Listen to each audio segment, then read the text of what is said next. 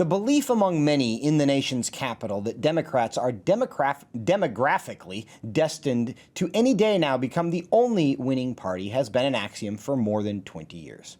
And just as worldwide destruction from climate change remains always just around the corner, this emerging Democratic majority never quite arrives either. This belief was partially fueled by a belief pushed hard by Democrats themselves that immigration from Latin America would allow them to steadily import reliable voters. But this has not happened. In fact, it appears the opposite may be happening. Why? Joining me now to discuss it is Pastor Samuel Rodriguez. He's the president of the National Hispanic Christian Leadership Conference. Pastor Rodriguez, welcome to Washington Watch. Thank you for having me.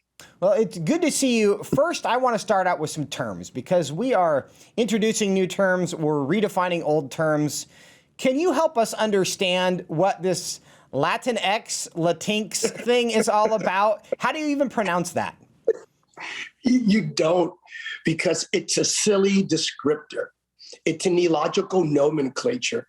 It makes no sense. A recent poll, 92% of all Hispanics, Latinos, reject vehemently the term Latinx.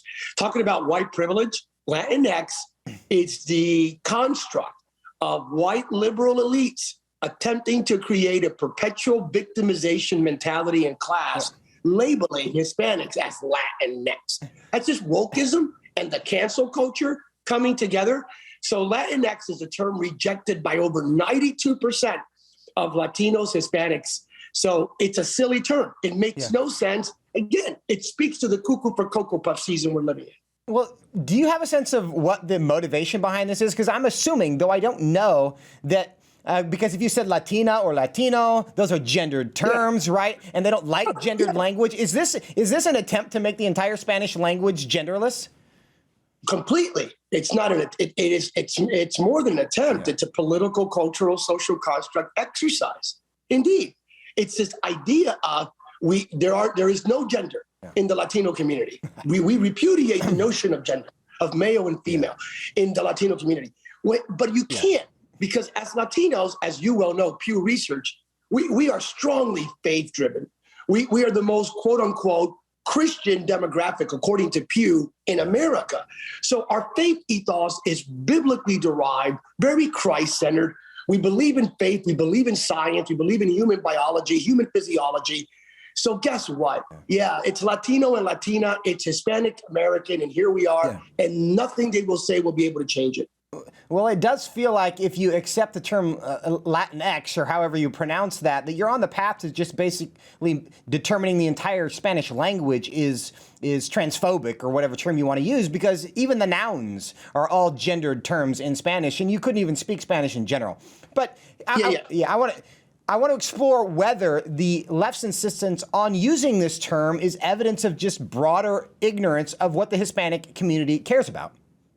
Go ahead. Completely. It's an example of it. It's one of the reasons why we have Mayra Flores. It's one of the reasons why we have this amazing exodus. You're privy to it. You've seen all the polling. The amazing exodus from the Democratic Party to the Republican Party, or at least independent. You're seeing Latinos saying, look, we are primarily Christian conservative, either Catholic or evangelical. Very few Latino Episcopalians. So they're shifting over. And one of the reasons is Latinx. This idea that a group of people can do away with our language, our faith. Latinx is anti-Christian, by the way, but it's anti-Latino, anti-Spanish language. So it's just one example. It's also the embracing of socialism and communism. AOC, Venezuela, Bolivia, Cuba, all of these things, Latinos are going, are you kidding? We don't want that model. Absolutely not.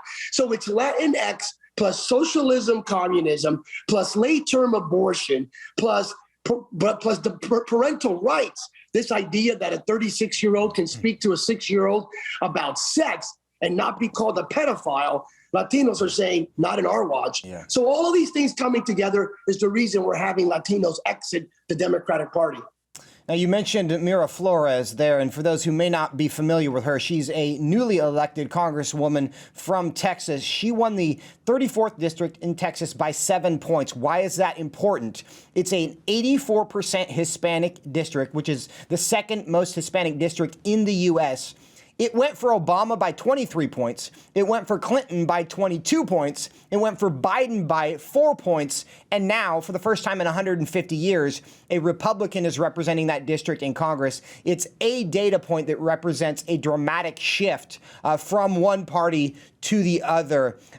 Samuel Rodriguez, is this something where the Hispanic community has been slow to catch up with the American political scene? Or is this something where the left has moved so radically to the left so quickly that they're alienating people who would otherwise vote for them? It's definitely the latter. It's the latter. It's no longer the party of Bill Clinton, the party of Jimmy Carter, or even the party of Obama in 2008. Obama ran as a centrist or moderate, or maybe slightly left of center. It's no longer that. This is radical, extreme, progressive, liberal, anti-Christian, anti-family, anti-truth, totalitarian, authoritarian ideologies.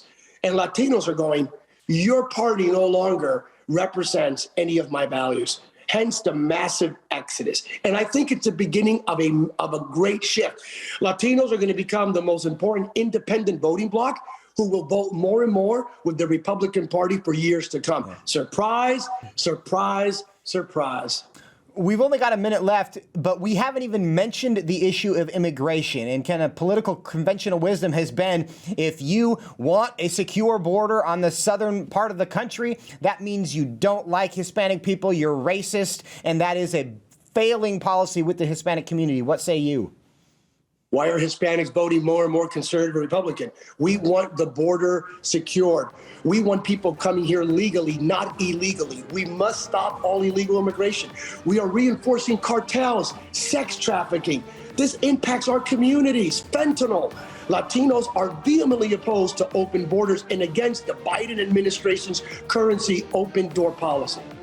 Pastor Samuel Rodriguez, president of the National Hispanic Christian Leadership Conference. Thank you so much for your time today.